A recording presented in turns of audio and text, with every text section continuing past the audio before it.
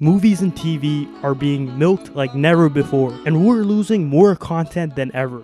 When I say, if you don't use it, you'll lose it, I'm not talking about your little meat. I'm talking about lost media. It's getting to a point where certain movies are made just to fail. But I should explain what lost media is. A few weeks ago, I uploaded a video and I didn't like a part of it, so I deleted that part. Now, you can never see that part ever again.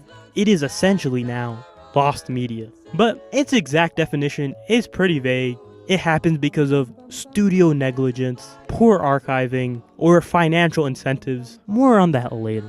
But it's basically any piece of media that isn't accessible anymore. And there's some media that shouldn't be accessible. I'm looking at you, Fantastic Four. But it's not about the quality or content. It's about the people who worked hard on it not getting anything to show for it. For example, there was a 2020 Disney Plus movie called Black Beauty. And no, it wasn't about me. I do be horsing around though. But the movie's supposed to be a remake of Black Beauty, but apparently it's not a good remake. I'm not sure. I only watched this new one for this video, and let me tell you, it's not good. But it's not the worst movie. But that's not the point of this video. It's the fact that a ton of people worked hard on it, and now they have nothing to show for it because it was removed from Disney Plus, and you can't watch it anywhere else. Well, unless you pirate it, which I would never recommend. But I will say, peer-to-peer services depend on people caring about the content for it to all work.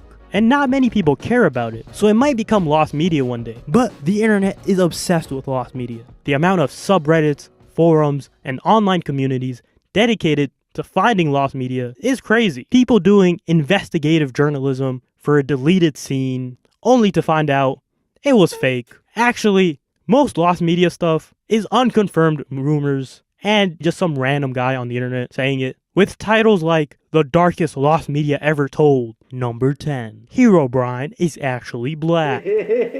Or SpongeBob cheated on Patrick with Mr. Krabs.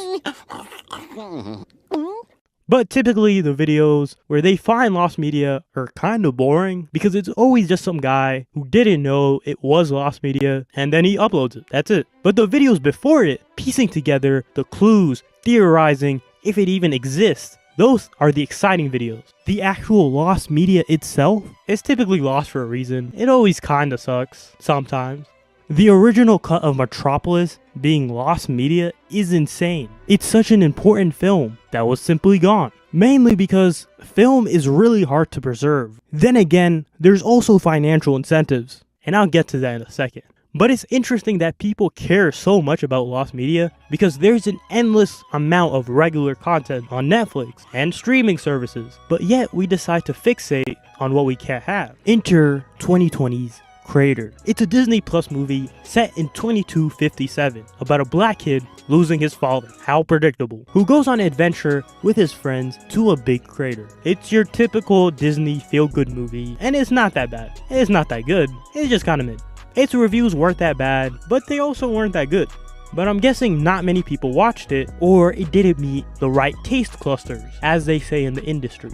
Also, it just had no emotion. Kid Cudi kinda fell off. Nah, he completely just fell off. And they removed it from Disney Plus only 45 days after it came out, because Disney thought they could save some money by making it a tax write-off and not having to pay residuals. Residuals are basically the regular amount of money it generates that they have to pay the actors and the creators. And since it didn't get a physical release, it was impossible to watch. Well, you just can't watch it legally. But it's not completely uncommon for streaming services to remove stuff. We do live in the worst timeline after all. It is insane that they removed a $54 million movie after only 1.5 months. At least Black Beauty was on Disney Plus for 900 days. Probably because it's like half the budget. Also, that number is based on the US Disney Plus. I have no clue about other regions. But the twist is, Disney brought Crater back to digital. So now it's on Amazon and iTunes and whatever. Mainly because of all the fan backlash. Showing that there was actual people that really enjoyed this.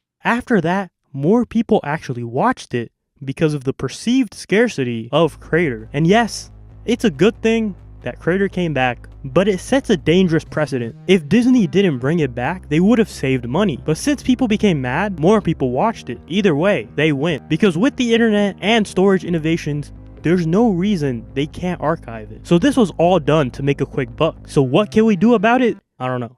I think it all comes back to the fact that we don't value art anymore. Since we have an endless stream of content, we can't value it. Even that word, content, devalues it. It groups together everything from film and YouTube videos right beside each other. Not to be a conspiracy theorist, but I think this might have been done deliberately. Since no one cares that a video from the internet has disappeared, what if they're trying to create the same sentiment for TV shows and movies? So as the lines are blurred from content and films, the less people care if they disappear too. Well, we have it all right now. We won't if we don't value it. Kinda crazy that Disney pump fake deleting that movie. People shouldn't do that. Lying to people, creating fake scarcity to get more views. Imagine if they made a movie called "This Movie Might Change in 24 Hours. Wait a minute. Anyways, thanks for watching. Leave a like, subscribe. Thank you.